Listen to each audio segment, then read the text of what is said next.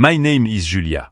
At a family gathering meant to celebrate our shared past, my sister clapped after our father struck me in front of 60 guests. Then she demanded my cabin, claiming I had no children to justify keeping it. My mother, laughing, called me a barren loss. Their words were casual, as if they'd practiced this moment for years. But the real sting wasn't the slap or the insult, it was realizing this wasn't their first attempt to erase me. It was just the first time they'd said it aloud. So, I made one quiet call. Everything they'd built began to unravel. What kind of family orchestrates your public humiliation as a toast?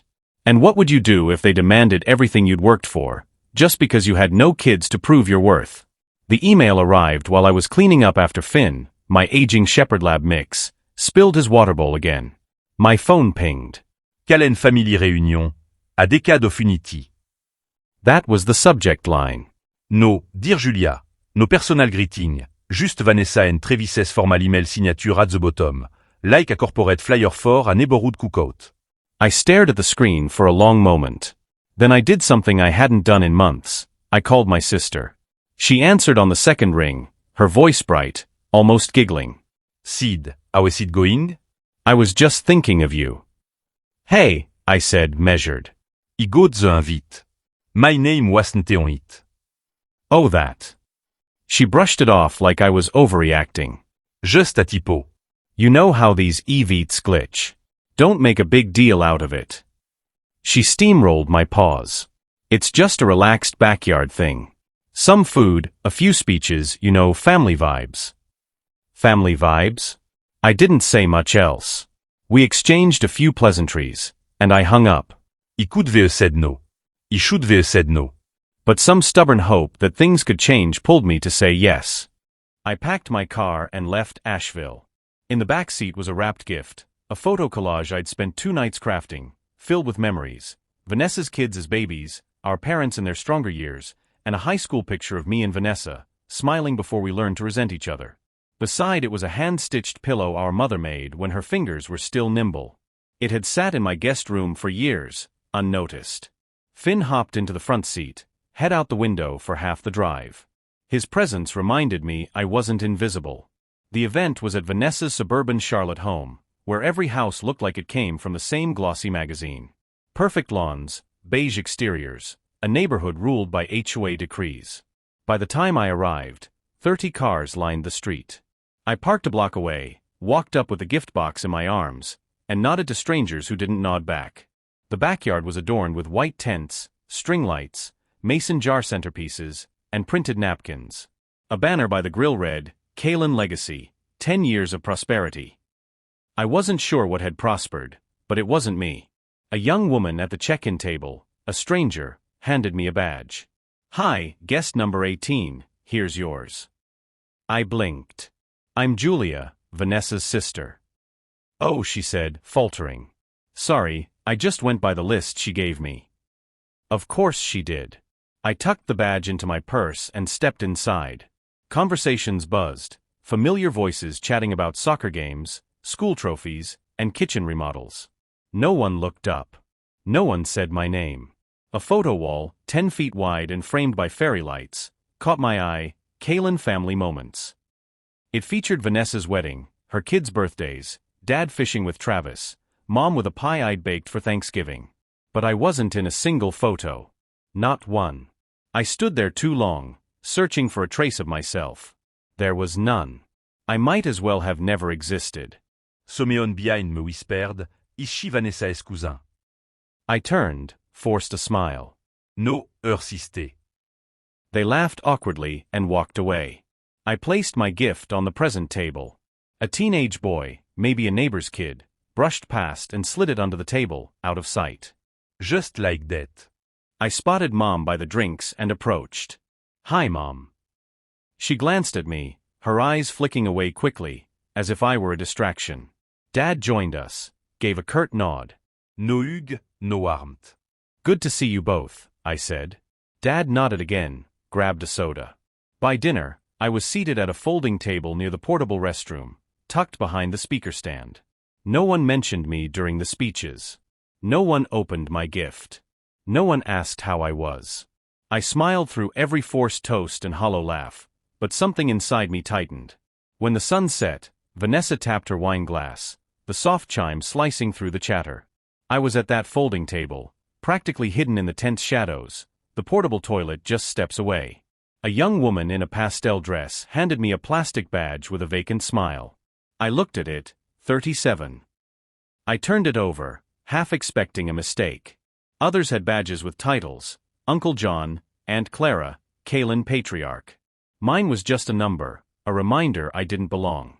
I slipped it into my purse without a word. Across the yard, I saw Rachel Lee.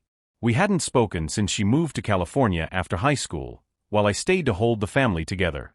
She caught my eye, tilted her head as if asking, "You okay?" I gave a small nod, grateful but guarded. Then Vanessa stood. She glowed in the spotlight. She always did in crowds. "Thank you all for coming to honor the Kalen family legacy," she said, her voice smooth, like she was hosting a gala, not a barbecue.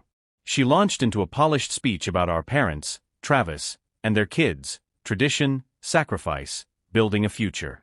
She used phrases like "pass the flame" and "make our forebears proud," lofty and calculated.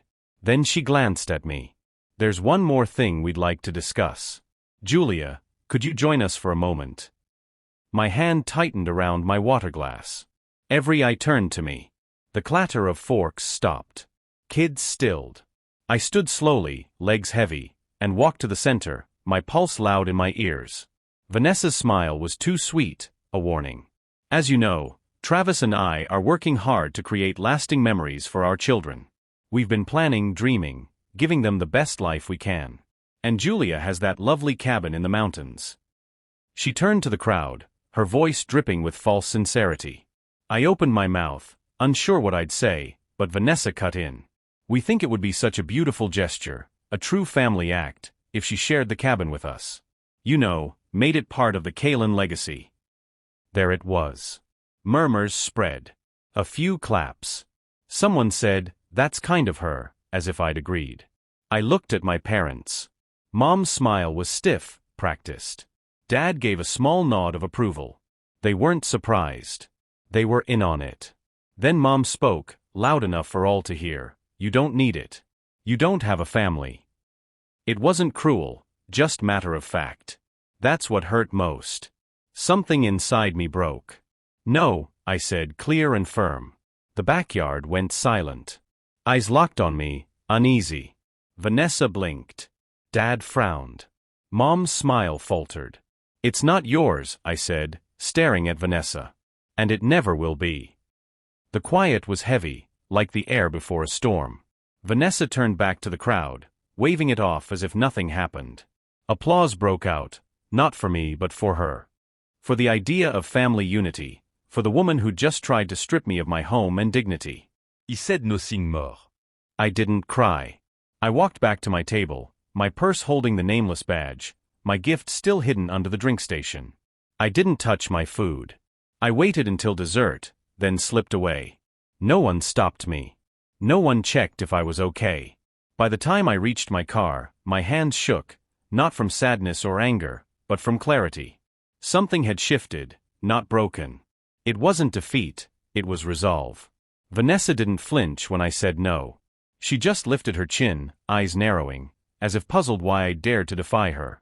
Her smile vanished, replaced by a tight line that mirrored the tension in the tent. The hectic end, voices hushed. Guests clutched their drinks, glancing around, unsure how to react when someone broke their script. I stood tall, refusing to back down or play along. Then I heard Dad's heavy steps on the deck behind me, each one a warning. "You've always been selfish," he muttered. Before I could process, his hand struck my face, sharp and sudden. I stumbled but didn't fall, blinking as my cheek burned. My ear rang, but it wasn't the pain that hit hardest, it was the sound that followed. Clapping. It started with Vanessa, one slow, deliberate clap, like she was directing a performance. Then others joined, cautious, polite, like applause at a school board meeting for a decision that only serves a few.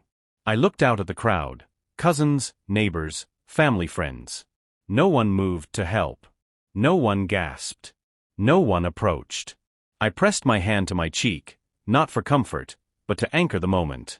Off to the side, I saw Evan raise his phone, recording. Vanessa stood with arms crossed, smiling like she'd just heard a clever speech. She deserved it, someone whispered near the dessert table. Then Mom stepped forward, her floral dress pristine, her hair perfectly curled. "That's why you'll die alone," she said loudly. "You're just a barren waste." I stared, not because I doubted her words, but because she didn't flinch. It was cold, not dramatic, not angry, just true to her. I didn't speak, didn't cry, didn't blink. I just looked at her, letting her words linger like ash from a fire. There was nothing left to say. They wouldn't hear me, even if I spelled it out.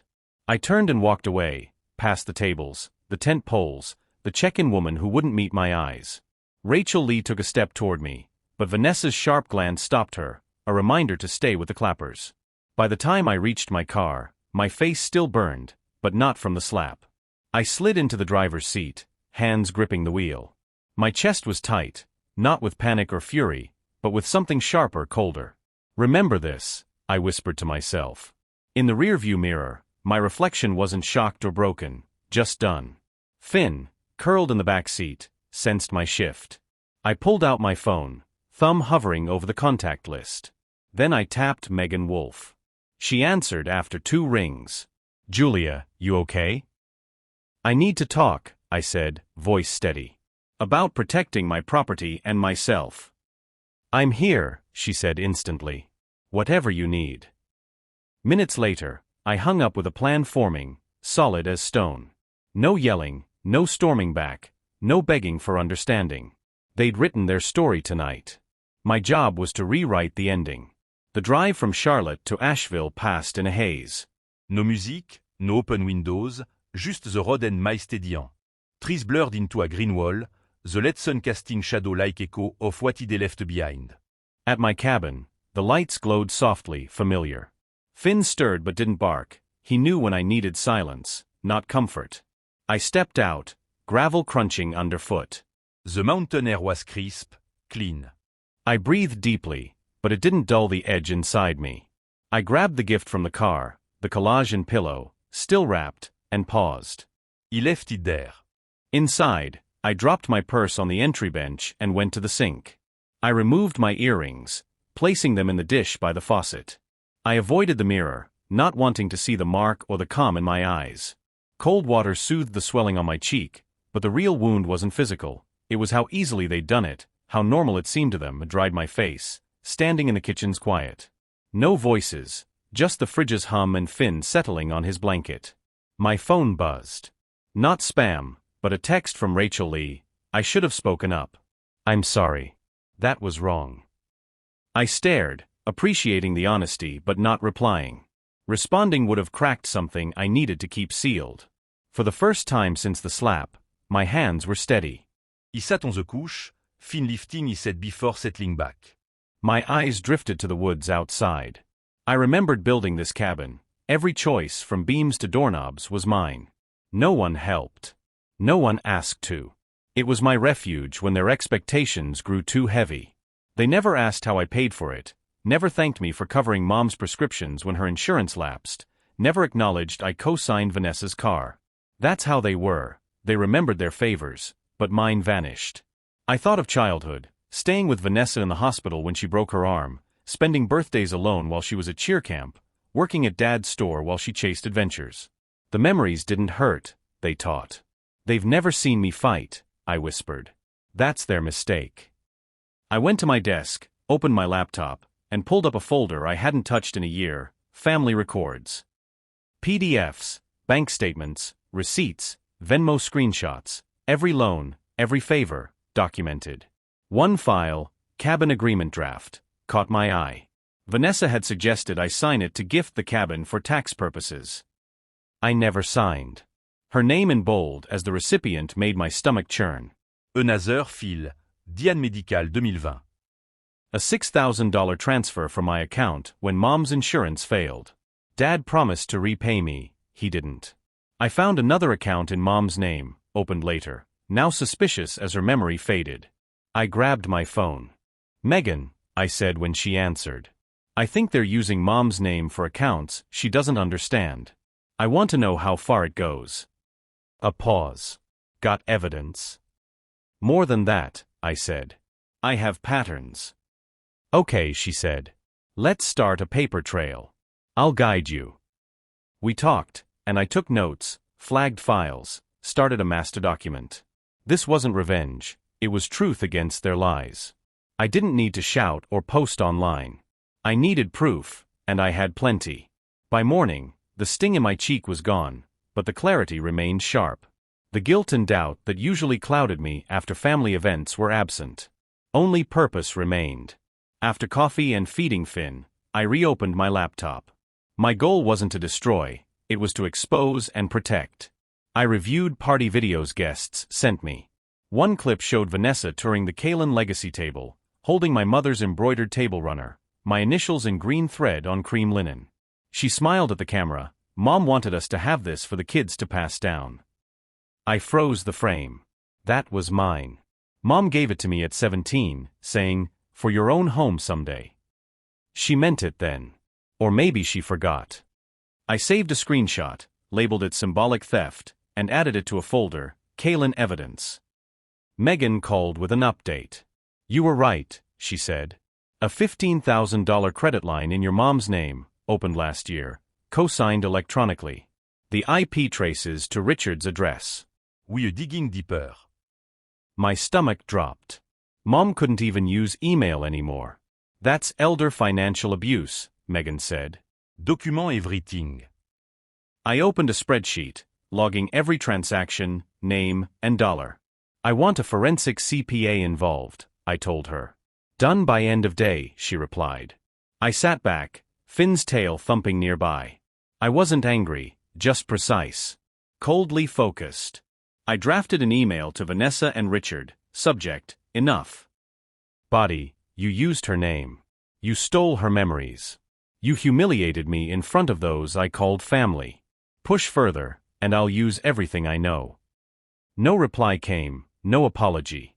Hours later, Vanessa posted on Instagram, her and Travis on a porch swing, laughing.